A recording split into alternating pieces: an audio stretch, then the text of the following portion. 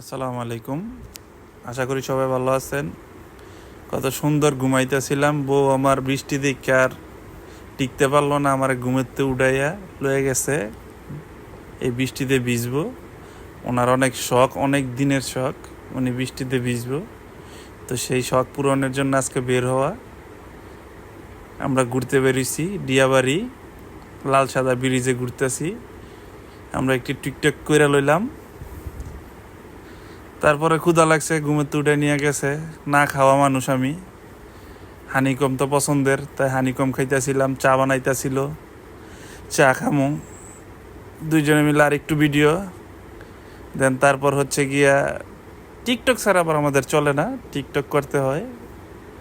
TikTok না করলে তো হবেই না, তাই একটু টিকটক করে নিলাম। আবার সেক্টরের ভিতর ডিয়াবাড়ি সেক্টর, এটা খুবই সুন্দর জায়গা, ঘোরার মতন অনেক সুন্দর প্লেস এটা। তা আমরা একটু ভিডিও টিডিও করতেছিলাম। আমার বউ পিছনের তে বেলুন ফুলাইতেছে ফু ফু করে। আমি তো ভাই মডেল, অনেক সুন্দর মডেলিং করতে পারি। একটু মডেলিং করতেছিলাম, আমার বউ ভিডিও করে দিতেছিল আমার। তা আমার বউ শখ জাগলো যে না, আমার জামা এত সুন্দরভাবে পোজ দিছে, আমি একটু দেই। তারপরে একটু বৃষ্টির মধ্যে নাচানাচি, হাঁটাহাঁটি, টিকটক, ঘোরাঘুরি কইরা লইতেছি। তো অবশেষে আমরা সেক্টর থেকে বের হয়ে যেতেছি। আমরা চিন্তা করলাম একটু শান্তামরিয়মের দিকে যাই, ওই দিকে যাই দেখি কী অবস্থা। তো শান্তামরিয়ম যাইতে যাইতে দেখি রাস্তার তো বেহাল অবস্থা। আমরা যে রাস্তায় ঢুকছি ওই রাস্তায় তো দেখা যায় কমর সমান পানি।